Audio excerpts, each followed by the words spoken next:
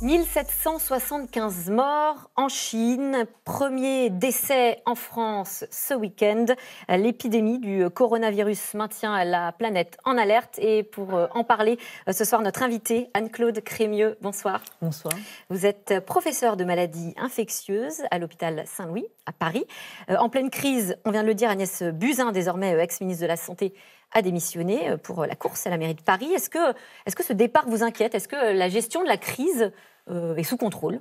Une question qu'on peut se poser, vue de l'extérieur, bien sûr. Alors, une gestion de crise, c'est une gestion au ministère de la Santé. Il y a pas mal d'équipes qui gèrent. C'est aussi une gestion interministérielle. Donc, il y a quand même une partie du gouvernement qui est de toute façon impliquée dans cette gestion de crise, qui effectivement va concerner beaucoup de secteurs, hein, le transport, l'économie, etc. Bon, on va voir. La suite nous dira si c'était un bon choix. Agnès Buzyn, justement, avant de partir, a dit qu'il fallait se préparer, je la cite, à une pandémie, anticiper une éventuelle circulation du virus sur le territoire national. Est-ce que c'est un réel risque, une pandémie?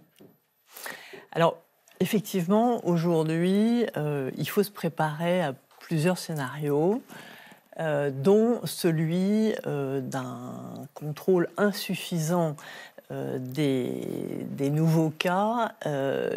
Évidemment, là où le nombre de cas est important, c'est-à-dire en Chine, mais aussi une diffusion de l'épidémie dans d'autres pays qui, pour l'instant, sont peu touchés, qui, pour l'instant, n'ont que quelques cas et où le virus ne circule pas encore.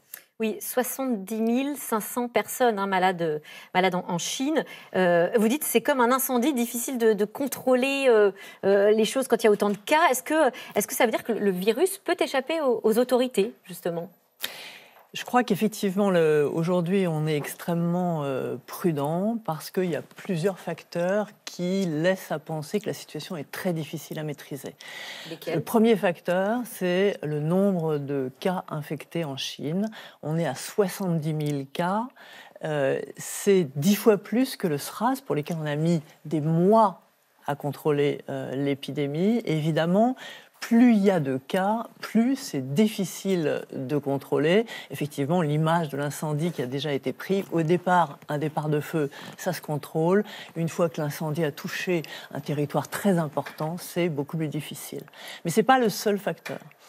Un deuxième facteur qui est cette fois-ci propre à ce nouveau coronavirus, c'est que, à la différence du SRAS, il peut donner des formes qu'on appelle peu symptomatiques, c'est-à-dire qui donnent peu de symptômes, quasi invisibles, c'est ça, qui sont beaucoup plus difficiles à reconnaître, mais qui sont pourtant contagieuses. Et évidemment, ces formes, si elles ne sont pas détectées, elles peuvent être à l'origine de nouveaux foyers qu'on risque, cette fois-ci, de détecter à un moment où il y a déjà pas mal de cas. Justement, vous dites qu'il ne faut pas céder à notre tendance naturelle à se rassurer, ce qui du coup n'est pas très rassurant. Est-ce qu'on est un peu trop confiant? Est-ce qu'on se dit finalement on a réussi à contrôler les autres virus dont vous parlez, par exemple le SRAS? Est-ce qu'on est bien préparé aujourd'hui? Chaque épidémie, chaque crise sanitaire est différente. Et on aurait tort de se référer à une crise sanitaire antérieure pour dire qu'on va la contrôler. Alors justement, est-ce qu'aujourd'hui en France, vous suivez les préparations? Est-ce qu'on est prêt en cas de... Bon, si on prend le scénario du coup extrême, en cas de pandémie? C'est difficile de dire si on est prêt. L'important, c'est de se préparer. Alors comment?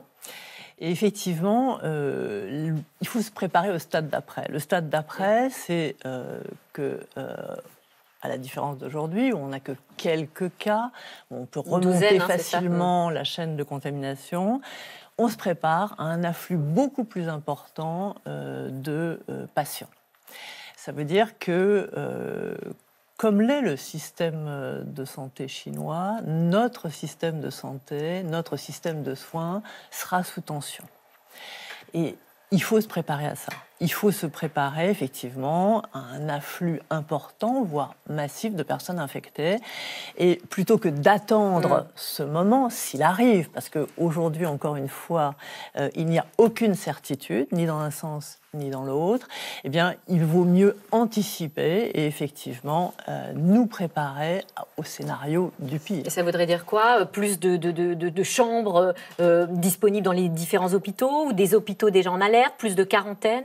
Ça veut dire qu'on passe du système actuel qui est d'hospitaliser des patients dans des hôpitaux dits référents avec des chambres à pression négative à un système où on sollicite beaucoup plus largement le système de santé, où on va solliciter pratiquement tous les services de maladies infectieuses et si c'est nécessaire, au-delà, et pas seulement le service hospitalier, il y a aussi toute la médecine ambulatoire qui doit jouer un rôle, comme d'ailleurs elle le joue aujourd'hui en Chine.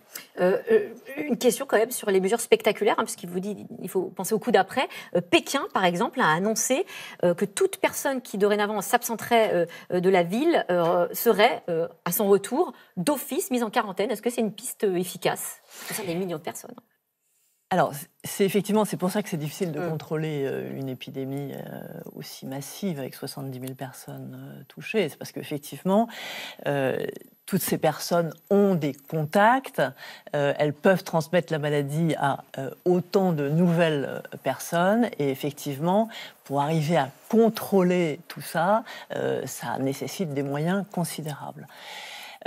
Aujourd'hui, Pékin prend des mesures d'isolement, de restriction de l'activité, de quarantaine de façon très importante. Elle a aussi très clairement se prépare à des mesures, a pris des mesures qui permettent d'augmenter considérablement sa capacité à prendre en charge des patients. Juste assez rapidement, on a beaucoup entendu parler d'un éventuel vaccin qui sera en cours de fabrication. Est-ce que vous savez où on en est? Alors, aujourd'hui, il n'y a pas de traitement. Il y a des pistes vaccinales qui, d'ailleurs, ont bénéficié des recherches antérieures sur des vaccins contre d'autres coronavirus.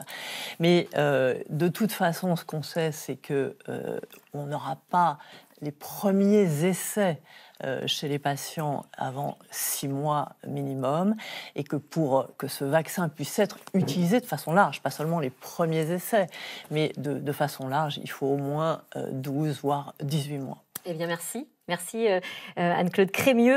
Je rappelle qu'on vous retrouve pour tous ceux qui voudraient en savoir plus demain soir pour une soirée spéciale C'est dans l'air en direct.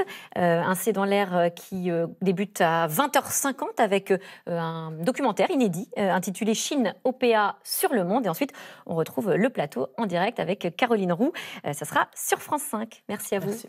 Tout de suite, C'est dans l'air avec Caroline Roux, toujours. Une émission consacrée à l'affaire Benjamin Griveaux. Une affaire qui met en lumière le poids des réseaux sociaux, les menaces qu'ils font peser sur la vie démocratique dans notre pays. C'est dans l'air est intitulé ce soir Affaire Griveaux, les leçons d'un scandale. Bonne émission à vous et à demain.